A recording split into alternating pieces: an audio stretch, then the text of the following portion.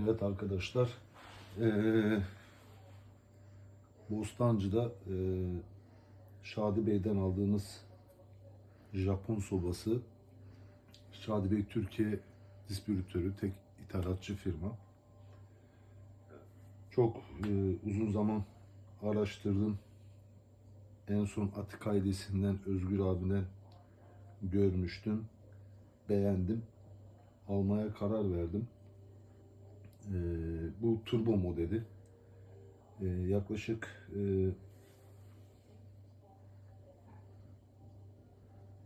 4 litre, 4,5 litre yakıt haznesi var.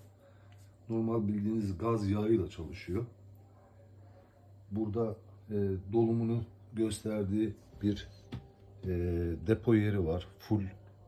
Şu an biz bunu yaktık, kullandık. Gayet güzel ısıtıyor. Burada dolumunu gösteriyor. Buradan yakıtı doldurabiliyorsunuz. Yine aynı zamanda burada otomatik pilleri var. Bu pillerle herhangi bir çakmak, kibrite gerek kalmadan, bu olmazsa buradan yakılabiliyor. Bu turbo modeli 1, 2, 3 kademe olarak gösteriliyor.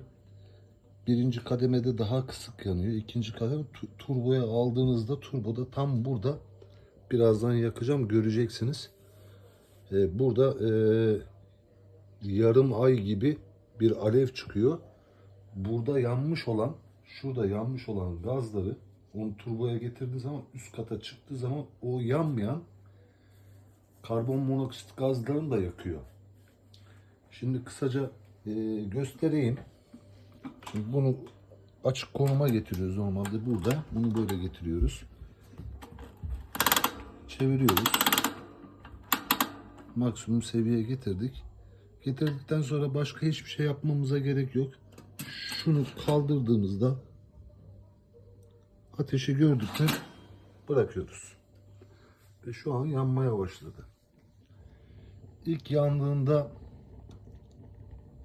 bir gaz kokusu geliyor.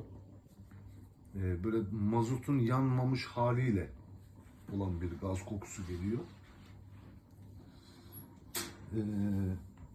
Sonrasında burada yarım hilal gibi, ayva gibi böyle bir şey çıkıyor, ateş çıkıyor. Buradan kesinlikle ısınmıyor. Çocuklar şey olsun diye, yani değdikleri zaman yanmasın diye, çocuğunuz varsa, burası sıcak oluyor ama burası ısınmıyor. Burası sıcak oluyor. Şu an bile şu an ısınmaya başladı. Turbo modundan daha çok ışık saçmasını istiyorsanız bu kapağı çıkardığınızda şuradaki ayarını biraz yükseltebiliyorsunuz. Bunu yükselttiğinizde turbo modu daha çok işlevsellik kazanıyor. Evet. Takabilirsem taktım. Gördüğünüz gibi az önce böyleydi. Şu an daha çok yanmaya başladı. Şu an yakıtım az. İstediğim formu alamayabilirim. Ama yanacağından eminim. Yaklaşık benim şu an oturduğum, şu an burada bulunmuş olduğumuz balkon yaklaşık 15 metrekare alana tekabül ediyor. Ben burada çayımı, yemeğimi ısıtabiliyorum. Şu an sıcak, çok sıcak bir derecede. Yemeğimi yapabiliyorum. Kullanışlı, güzel bir ürün. Almanızı tavsiye ederim.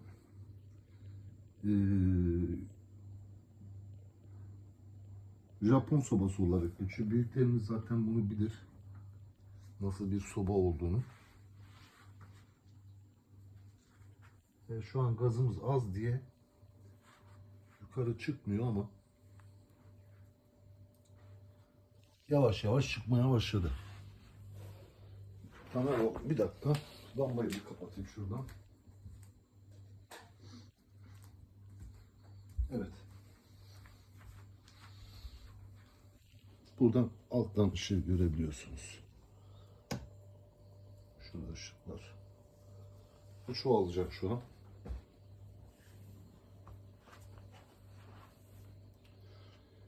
Bunu ben Atik ailesinden görmüştüm. Bostancı'da Şadi Bey var. Şadi Bey'in link telefon numarasını link yok. İnternet sitesi yok. Telefon numarasını paylaşırım. Çok güzel bir ürün. Almanızı öneririm. Yararlı bir ürün.